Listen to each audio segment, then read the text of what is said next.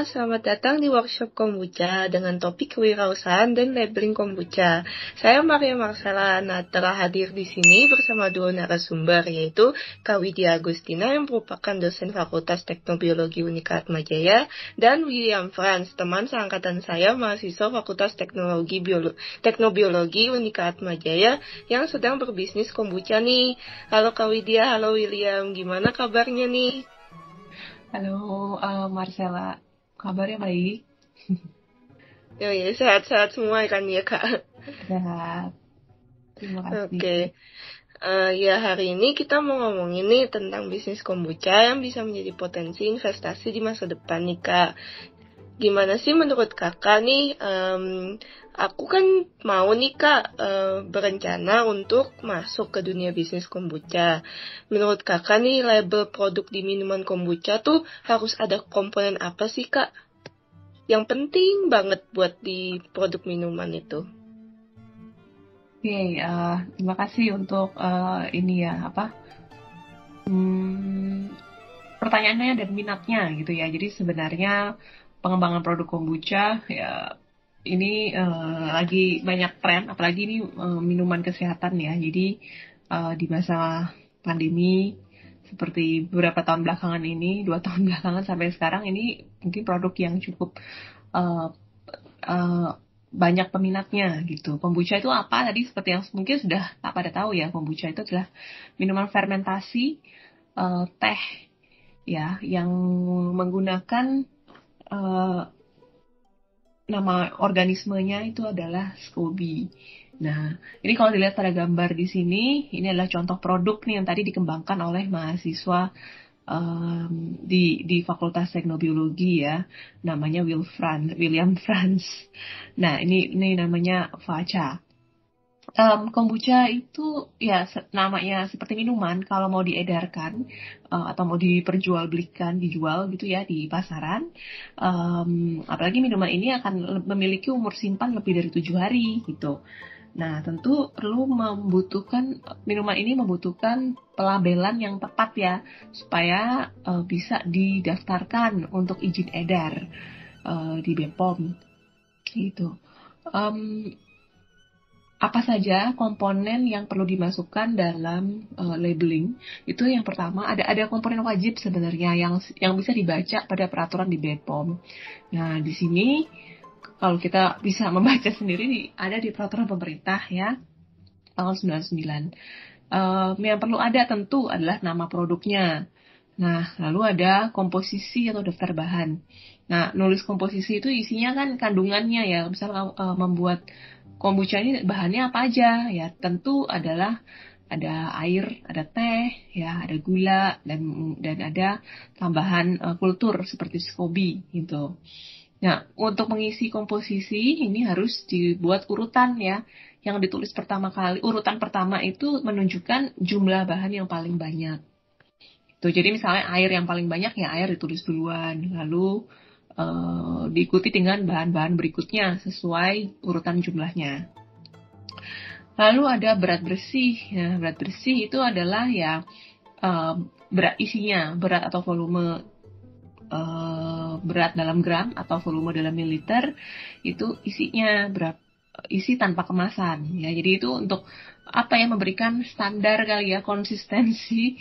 Jadi kalau kalian beli satu botol ini isinya 250 mili seperti yang tadi ada di label botol itu kan, di botol ini itu ada tulisannya 250 mililiter, artinya ini berat bersihnya dalamnya itu isinya 250 mililiter. Kita kalau sebagai penjual itu tentu harus mengisinya kurang lebih ya, atau tepat gitu. Mungkin bisa plus minus 5% gitu masih oke. Tapi tidak boleh sampai drastis gitu ya. Mungkin isinya 250 mili masih oke, bagus, malahan ya itu pas sekali. Kalau kelebihan isinya 260 mili ya nggak apa-apa. Kekurangan 240 mili masih oke. Jadi itu kalian bisa membuat standar sendiri. Berapa persen plus minus yang masih bisa ditoleransi. Gitu. Ya, kemudian ini juga harus ada keterangan tentang nama dan alamat produsen. Ya, jadi ini misalnya kita coba lihat dari sini ya. Di sini belum ada keterangan produsennya siapa gitu, cuman ada keterangan @facha ID. Jadi ini perlu ditambahkan keterangan produsen, trik 2 siapa, si Facha ID atau PT apa atau CV apa atau apa nama produsennya gitu ya, alamatnya perlu dimasukkan di situ gitu. Kemudian ini ada nomor pendaftaran. Ini kan kalau kalian sudah mendaftarkan produk kalian ke BPOM, itu akan mendapatkan nomor registrasi. Nah, itu bisa dimasukkan. Lalu yang penting juga adalah kode dan tanggal produksi. Jadi pada saat kalian memproduksi minuman kombucha, ini kan perlu perlu tahu ya, bikinnya panennya tanggal berapa gitu. Jadi misalnya kalian bikin, karena fermentasi ini misalnya membutuhkan waktu 14 hari. Jadi misalnya kalian bikin tanggal 1 Mei, kemudian fermentasi selama 14 hari, berarti tanggal 14 Mei baru dimasukkan ke dalam kemasan. Nah, berarti tanggal produksinya isinya adalah tanggal dimasukkan ke kemasannya, yaitu tanggal 14 Mei, itu tanggal produksi. Lalu kodenya, jadi pada saat membuat produk kombucha ini, kalian harus membuat kode sendiri. Misalnya ini produksinya, misalnya dalam 1 hari, kalian punya, Bapak Ibu memiliki berapa ya, membuat 5 botol, 5 jar yang besar ini ya. Kalian nanti bisa memberikan batch, misalnya batch 1 tanggal 1, batch 2 tanggal 1, batch 3 tanggal 1 gitu. Jadi ada kodenya. Kenapa penting kodenya? Selain untuk dimasukkan ke dalam kemasan ini, nomor batch itu sangat penting. Jadi kalau misalnya nih, ketika kita berjualan, ada tanggal produksinya, ada batch-nya, tapi ternyata tiba-tiba rusak gitu. Produknya entah kenapa jadi rusak, jadi berubah warnanya, atau nanti ada pembeli yang komplain, kok ini rasanya nggak enak ya gitu. Nah, kalian bisa melihat, oh itu yang mana ya batch-nya? Oh, batch-nya yang kode sekian gitu. Jadi kalian tahu, oh kode sekian itu bisa di trace back, bisa diingat-ingat. Jadi nggak diingat, tapi ada datanya. Oh, kalau batch yang katanya rusak itu ternyata itu dibikinnya tanggal 1 Mei gitu, sama-sama dengan yang lain. Produk yang lain itu nggak masalah, masih bagus. Tapi di pembeli ini komplain ada sesuatu yang terjadi. Nah, di situ kalian bisa mencari penyebabnya. Kenapa ya di produk yang dibeli oleh si pembeli itu rusak? Ya, jadi makanya catatan tentang batch ini sangat penting. Kalau misalnya ternyata pada saat produksi ini kontaminasi, rusak semua, artinya apa? Pembelinya nggak cuma satu ya yang komplain. Kebetulan yang komplain 1 orang, tapi kan satu toples besar ini dipakai untuk membuat beberapa botol kan. Jadi di batch yang sama, botol-botol yang lain itu semuanya harusnya udah rusak juga gitu. Nah, jadi kalian bisa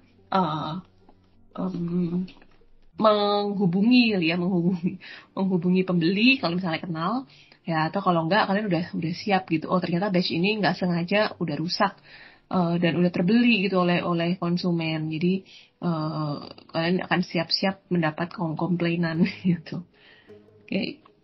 Nah, atau kebalikannya, kadang batch itu bisa untuk memproteksi di produk kalian sendiri. Jadi misalnya, oh ini ternyata nggak rusak kok, satu batch ini yang rusak cuma 1 doang yang ada dibeli oleh pembeli X gitu. Sedangkan ini nggak rusak gitu, botol lain nggak rusak ya di batch yang sama. Nah, berarti kemungkinan penyebabnya bukan dari produksi saya, tapi kemungkinan kerusakan itu terjadi karena pembelinya yang salah, mungkin pembelinya nggak menyimpannya dalam kulkas, atau pembelinya tidak langsung meminumnya ketika membeli, dan macam-macam. Ya, jadi itu pentingnya labeling. Jadi selain untuk melindungi pembeli, ya bahwa kita menjual produk yang memang bermutu baik gitu. Tapi ini juga, label itu juga sangat penting untuk melindungi penjual gitu. Jadi kalau ada orang yang ingin jahat gitu ya, kita bilang produknya jelek atau bermasalah, kita udah punya datanya. Oh enggak kok, ini datanya produksinya udah bagus tanpa kontaminasi, jadi aman untuk dijual. Ya, nah jadi itu tadi. Lalu yang berikutnya adalah keterangan kadaluarsa. Kapan sih expirednya gitu ya, masa simpannya. Kadaluarsanya harus tulis. Oh misalnya kombucha itu bisa diminum ketika dibeli nih satu botol ini dia tahan sampai berapa hari. Ya, itu misalnya kalian bisa tulis, tergantung, bisa dicoba-coba sendiri ya. Kombucha ini paling baik mutunya kalau dikonsumsi 2 minggu setelah dibeli. Artinya masih simpatnya berarti 2 minggu. Setelah lewat 2 minggu, berarti jangan dikonsumsi lagi karena sudah ada perubahan rasa ya, kemungkinan isinya juga berubah ya, atau banyak pertumbuhan, ada kontaminasi mikroorganisme lainnya. Ya, jadi ini perlu ditentukan kapan masa kadaluarsanya. Ya, jadi tadi ada berapa hal, ada 7 poin ya yang harus dimasukkan di dalam label. Nama produknya, komposisinya, berat bersihnya, lalu nama produsen dan alamat produksinya, nomor pendaftaran ini kalau sudah ada, kalau belum ada ya dikosongkan dulu gitu ya. Lalu kode produksi dan tanggal produksi dan tanggal kadaluarsanya. Baik, mungkin itu ya, Maria Marcella. Oke, Kak. Dari situ sih saya udah bisa membayangkan ya, Kak, gimana. Jadi labelnya yang sesuai, yang harus yang tepat gitu ya, Kak, sesuai dengan peraturan pemerintah nomor 69 tahun 99 ya, Kak. Ya, gini Kak, saya waktu itu pernah dengar Kakak pernah bikin kombucha juga ya, Kak, kalau nggak salah kan ya? Iya, kita pernah buat di lab ya, sama juga ada workshop juga ini. Iya bener Kak. Kalau menurut Kakak susah atau gampang sih Kak bikinnya? Oke, jadi untuk membuatnya ya gampang-gampang susah ya, karena ini yang pasti fermentasi. Kalau fermentasi itu memanfaatkan mikroorganisme, jadi harus bersih. Itu kuncinya ya, harus bersih. Lingkungan mejanya harus bersih, alat-alatnya harus dibersihkan. Jadi bersih itu nggak sekedar dicuci doang gitu ya. Dicuci dengan sabun dan air mengalir, lalu didesinfeksi. Jadi disemprot alkohol gitu ya, disanitasi gitu. Jadi harus sangat steril, bukan steril sih, ya aseptis gitu ya. Supaya apa? Jadi supaya kita akan membunuh mikroorganisme yang menyebabkan kontaminasi. Nah, di sini tuh kita fermentasinya, kalau kombucha itu kan menambahkan SCOBY ya. SCOBY, ya itu sekumpulan dari bakteri dan kamir.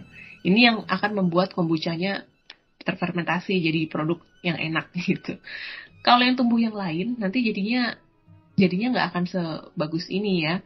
Jadinya bisa ada tumbuh kontaminasi, akan mengganggu suasana asamnya, akan ada rasa-rasa yang aneh yang tidak seharusnya ada dalam produk kombucha. Ya, sebenarnya jadi kalau kita mengikuti instruksi dengan benar itu mudah ya.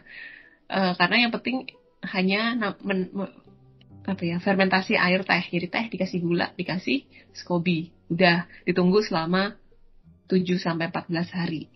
Lalu dia akan jadi. Nah, dalam menunggu itu, kita nggak bisa melakukan apa-apa, kita hanya bisa menunggu gitu ya. Jadi yang terpenting juga tadi pada saat pembuatan yaitu menjaga kebersihan tangan kita yang bekerja, kebersihan lingkungan.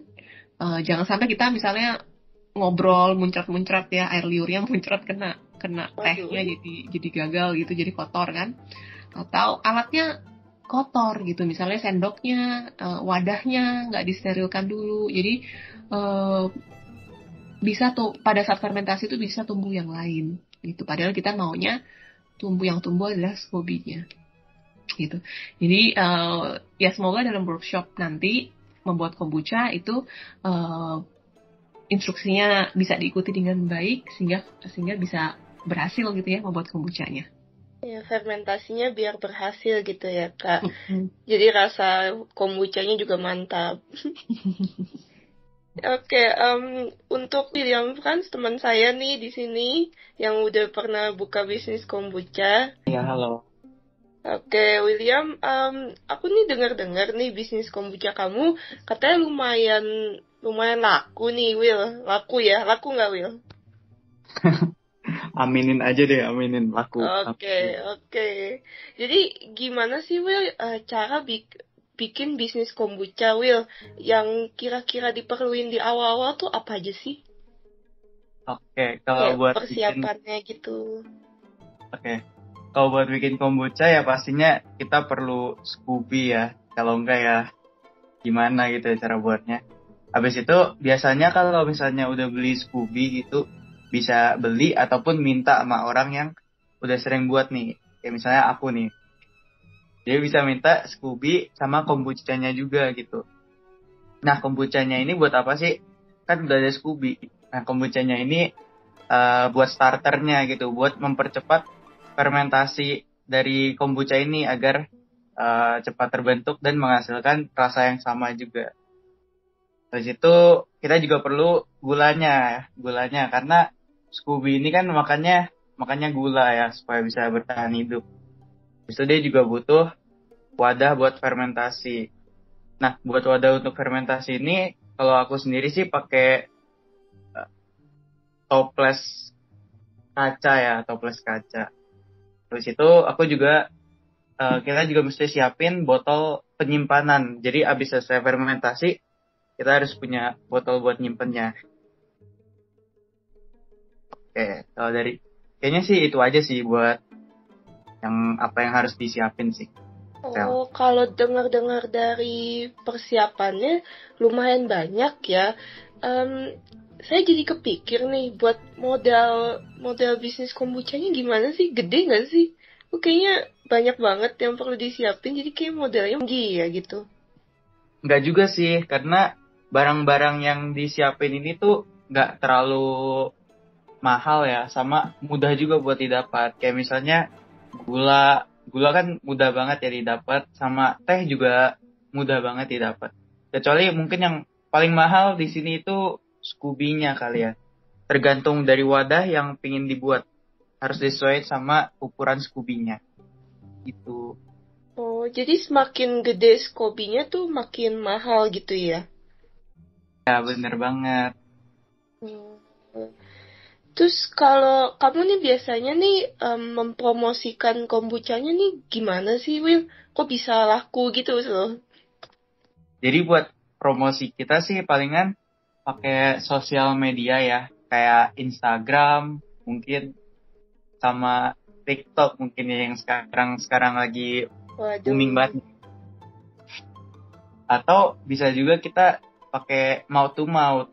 Kalau saya sendiri sih lebih suka pakai mouth to mouth ya. Soalnya walaupun ini teknik jadul tapi sangat efektif gitu. Mouth to mouth tuh kayak gimana, Will, maksudnya? Jadi kayak menyebarkan lewat masyarakat gitu ya? Iya, lewat omongan mungkin. Jadi Kayak dibilang promosin gitu lah langsung. kayak oh itu apa namanya kombuchanya Faca enak loh katanya gitu ya, Will. Iya, iya bener banget. Dibilangnya, wah enak banget loh ini loh, beda sama yang lain gitu. Oke, aku sih ngelihat ini Faca ini selain rasa original ada rasa lain juga ya, Will. Ya bener banget. Buat Faca ini kita punya rasa apel, rasa lemon, sama ada lagi nih rasa yang cuma bisa diproduksi oleh Faca sendiri nih. Namanya selawang. Oh. Nah, selawang itu gimana, Will, maksudnya? Selawang ini nih adalah campuran dari sereh, rosella, sama bunga lawang. Jadinya dia No. bakal berasa wangi gitu loh, Sel. Oh, jadi kayak bau rempah-rempah gitu ya. Nah iya bener banget. Oh. Nah, ini kan ada rasa tertentu kan. Terus ditambahin ke kombuchanya tuh kapan ya, Will? Oh ditambahinnya itu, jadi habis selesai fermentasi pertama, kita fermentasiin lagi nih yang kedua. Tapi difermentasinya secara kedap udara. Atau istilah kerennya ini fermentasi alkohol ya, anaerob gitu. Jadinya diusahakan kedap udara. Oh. Nah, kamu tahu nih rasa selawang ini bakal disukai sama masyarakat gimana caranya? Oh ini aku sih pakai terjun ke pasar aja ya. Jadinya aku mungkin kasih ke kenalan-kenalan aku. Mungkin di awal ya aku kasih ke saudara, lalu temen gitu ya. Tanyain masukan dan saran.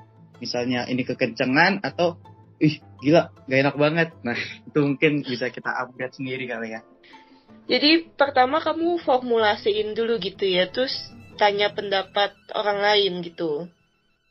Iya bener. Jadi kayak trial and error gitu lah. Oh gitu. Oke. Oke, dari sini sih aku udah kebayang ya nanti bakal mau bikin bisnisnya kombucha nih kayak gimana gitu. Oke, terima kasih untuk William dan Kak Widya Agustina atas insight-nya, atas sumber-sumber yang baru. Ya, sama-sama. Makasih, Marcella. Oke. Sama-sama. Makasih Sel.